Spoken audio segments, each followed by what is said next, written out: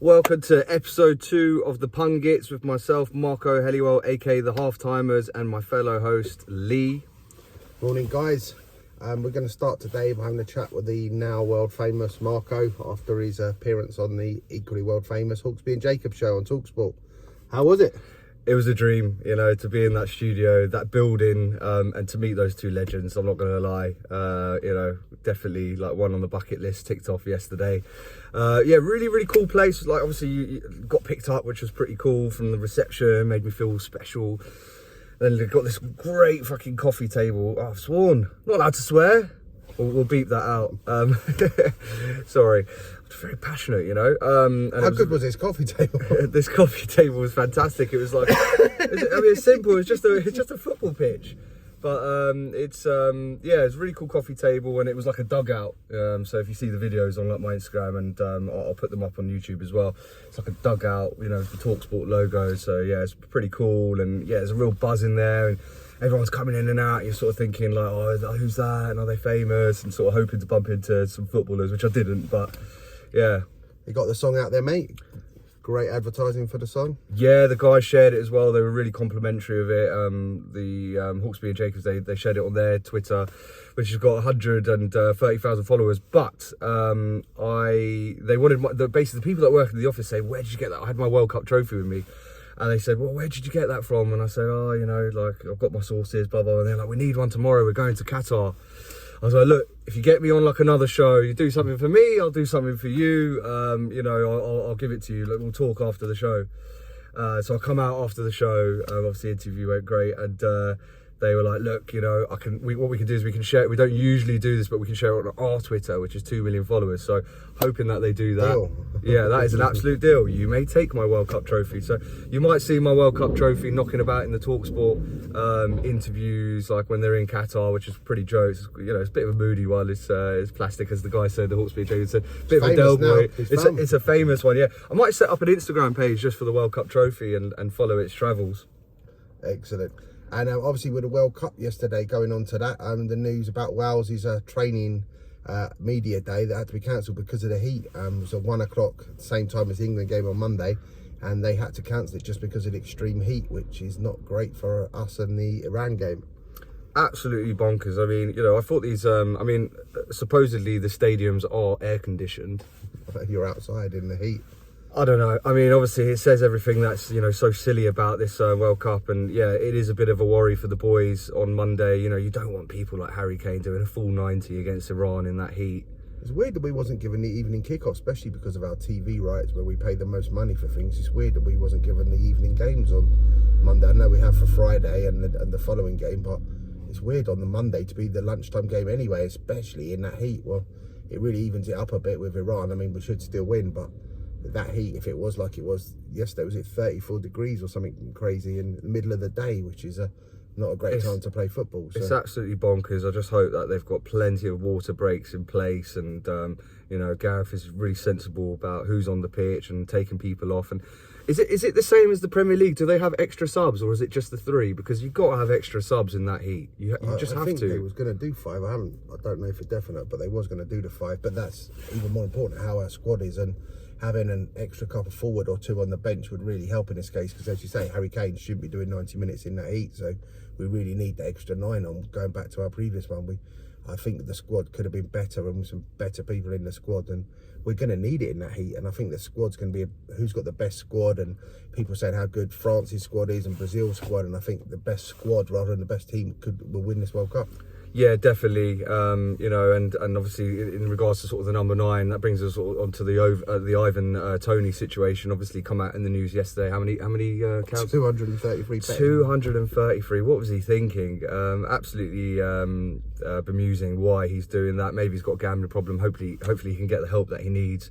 Because, you know, you're earning a lot of money, mate, or what you're doing, and it might have, you know, we don't know if that's the case, but it might have cost him his chance to go to this tournament. I think they knew this was coming up, and it affects the FA. It's just not a good look, is it? And it's massively why he hasn't been played. It's got to be.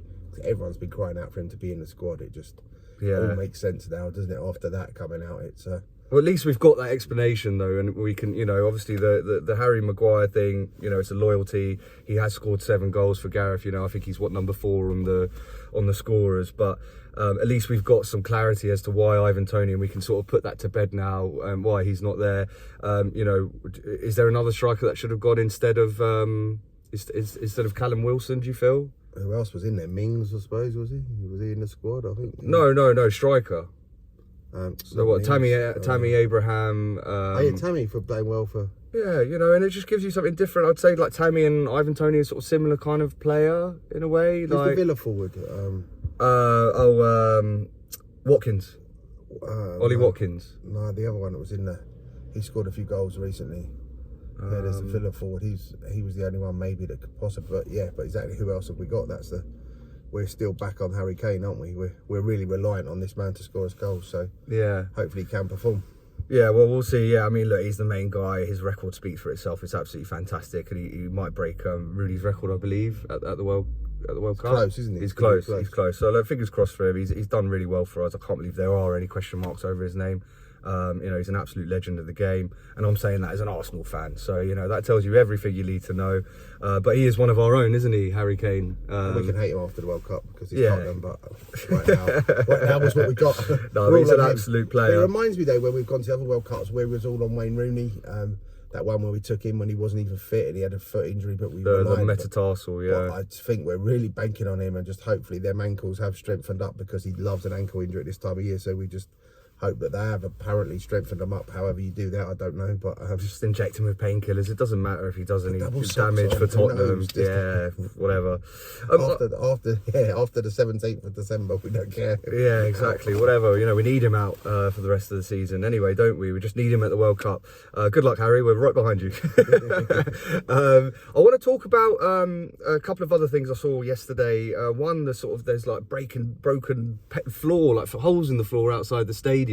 And another really interesting thing, and quite horrible thing really, is Qatar taking advantage of the Pakistan humanitarian crisis, the flooding, and they've hired Pakistan citizens to come and be fans for various different countries to build an atmos. These guys are getting paid $10 a day, 3 meals a day, and shelter. I mean, did you see the ones that was England fans? Yeah, from the thing. Oh my God, Listen, look, we're a multicultural. Games and, I'm not recognising many of those guys. It was so PR is ridiculous. Just why do that? It's crazy. People just know straight away. It's absolutely bizarre.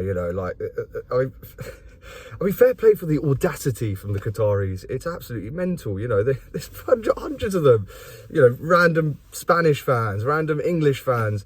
I hope these guys are getting looked after and it's worth it for them. But it's just all bizarre, isn't it? And there was that photographer that got arrested, didn't he? And his camera taken. Was it the Danish guy for filming somewhere he shouldn't?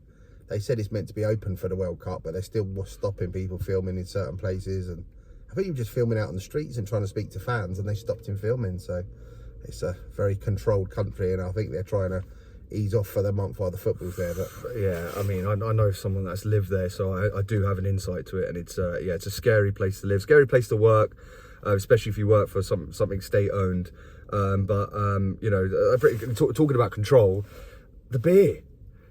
What is it? £18 a beer, and you're only allowed 4 in the fan zone only as well. Yeah, so you can't even get drunk enough to forget that you've just spent £18 on each beer. What does that equate to? Come on, you're better at maths than me. A lot. It just sounds expensive already. Yeah. Sounds like you're in a club in London. It's like 70 something pounds. Excuse my maths if that's wrong. 72 pounds. £72 for 4 beers of Budweiser, which we know is not a very strong beer at all. Because aren't they still the main sponsors of the World Cup? They are still the main sponsors. And no one's allowed to drink beer, No one's allowed to drink beer, So it's absolutely ridiculous. I think that's it for today, for yesterday's news. Tomorrow, has everyone made up their excuse for Monday about getting out of work and school and whatever? Please let us know of any great excuses. We're up for them. So and we can share them with others so they can use them as well. We'll read out the best excuses. Please do come back to us. I think tomorrow's episode we're going to be talking about what would happen if England won the World Cup. It's a Pungits exclusive. on what could possibly destroy this great nation if we actually won the, obviously it'd be fantastic for the nation, but what would be the consequences? How would the Metropolitan Police deal with it? The UK purge of everyone out on the streets. The UK purge. So yeah, we won't go too much into that now. Thanks for watching. Please subscribe to the YouTube channel. Please follow. Come on, England. Come on, England. Coming home for Rudolph's Christmas. on the phone. Rudolph's on the phone. Christmas #1. Please share and donate to Fair Share UK, the Just Giving page, and also on the Instagram as well. Thanks very much. See you later.